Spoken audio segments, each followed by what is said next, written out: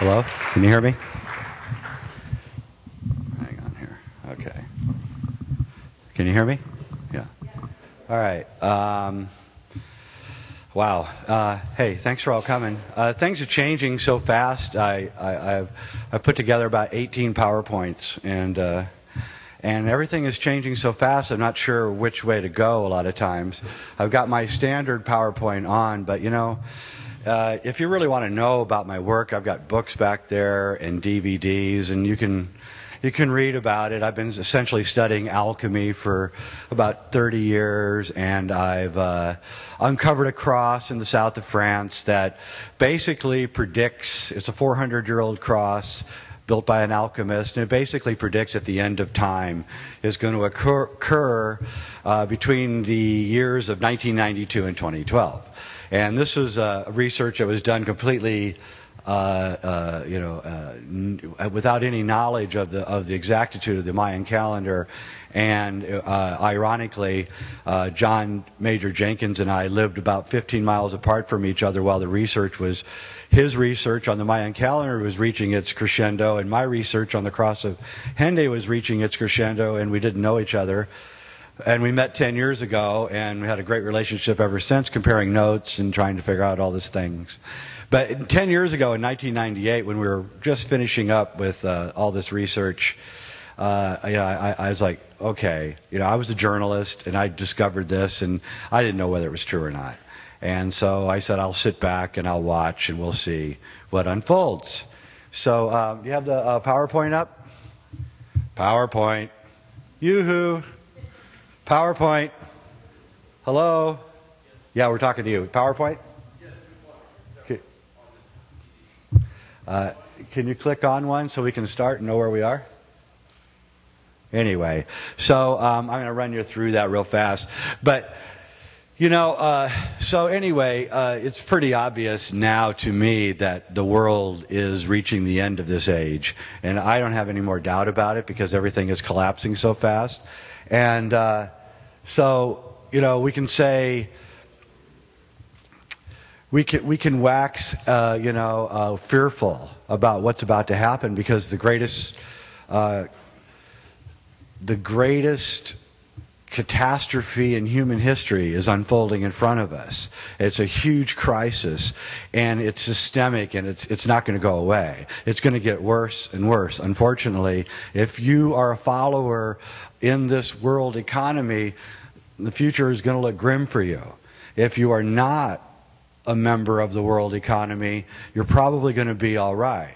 And so they've kind of hoodwinked themselves into believing in this false security of a world that was built on an infrastructure of commodity speculation, printing up money, and it was all false, and it wasn't real. The only real things in the world as far as an economy are transportation, manufacturing, and agriculture. There's nothing else.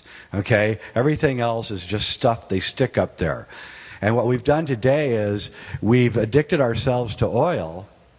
We've sold all our manufacturing jobs off to other countries, and our agriculture is all based on oil. And oil's now at $60 a barrel, but soon it'll be back up as soon as the election's over. They will be jumping it back up, and it'll get back up to $150, $200. You'll see. And you're going to see a lot of problems really begin to happen as society begins to collapse at that point. I guess I don't get a PowerPoint, right? Okay. And so what is this all about? And what can we do about it? That's really the question. And I could go on with alchemy, and I could show you all these incredibly spiritual things that predict this. But I think we're already beyond that. We already know that the Mayans were right. We already know that the end of this age is at hand. And if anyone doesn't believe it, they will very soon. Okay, so let's just dispense with, is it happening, and go to the next level. Okay, it's happening, so what do we do? That's really where we are now and where we're going to be going for the next 4 years. And 4 years can happen really fast. So basically, you guys know about The Secret, the great movie that sold 60 million DVDs or whatever. And the secret actually is the secret. It's the secret that has been esoterically hidden for millennia. And it actually, it is a superficial telling. The movie The Secret is a superficial telling of the great secret. And so The Secret tells you that, you know, that this universe is malleable, a plastic malleable universe, and that you can rearrange it with your consciousness. That's basically the secret of alchemy, the secret of all secrets. Okay, and rich people, and I know a lot of rich people, they all know this and have known it for years, and that's how they made all their money. But the problem with The Secret is that it's teaching you how to get, you know, sex. It's teaching you to live in, like, if you want to be really happy, you need a 15-bedroom house in Beverly Hills. And it's just not going to work. So, you know, the Chinese say be careful for what you ask for, because you'll get it. And so in The Secret, what they didn't teach you is that you have to have discipline for what you ask for. Because you will ask for something, and then you'll find out you actually didn't want it. And you'll screw your life up. So you got to be really careful. So the whole point of knowing the great secret of consciousness is to be really careful what you're asking for. You know, you don't ask for... You ever see this movie Bedazzled with Brendan Fraser? He gets anything he wants. The devil gives him 3 wishes. And he wants to be a rich guy. And he wakes up and he's a Colombian drug dealer, right? With the U.S. military coming after him, you know. But he's rich, you know. So he got what he wanted. Anyway, he never gets what he wants. It's a great movie if you want to know the downside of The Secret. And, is it on yet? You can flip to the next one, please. Yeah. If you could put it up, thanks. So anyway, what 2012 is about is it's the secret of the secret. And it's saying, okay, we now know the secret. You know, big deal. I can get anything I want if I really work at it and dream about it. And you will. If you know, if you do it right in a compassionate way. But what 2012 is about is we are collectively deciding what kind of world we want in 4 years.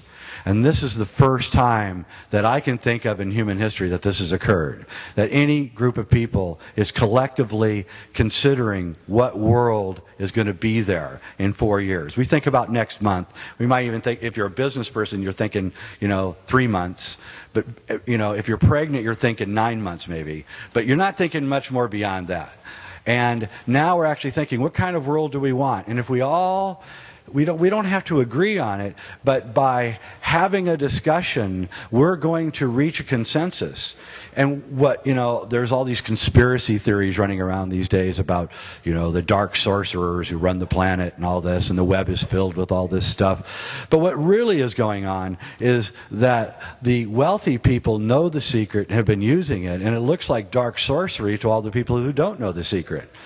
And so they've built a future that they want, and now it's time for us to build a future that we want. And that's what this is really all about.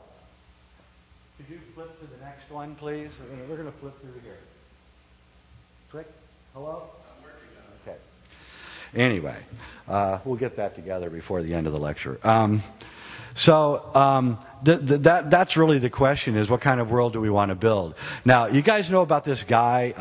He lives up in Seattle. His name is Cliff. He has 2 names. We don't know his real name. Cliff Webbot or Cliff High. Anybody know him? Raise your hands if you know what I'm talking about. Cool. You're going to love this story. Okay, so we're going to call him Cliff Webbot because you don't want anybody to know who he is. Cliff Webbot's a genius, and he worked for Microsoft, and he retired about 12 years ago with $1 million or $2 million or something, and he wrote a program. He was a genius programmer, and he wrote a program ostensibly to get rich on the stock market, purely selfish reasons, which, you know, makes you immediately want to pay attention to what he's doing. And he can speak like 30 different languages. And so he wrote this program, and this program trolls through every single thing that's going on the internet. Every website, every email that's public, every newspaper, magazine article, everything. And he collates on all these different languages, and he collates this information, and he runs it through this thing, and it tells him the emotional content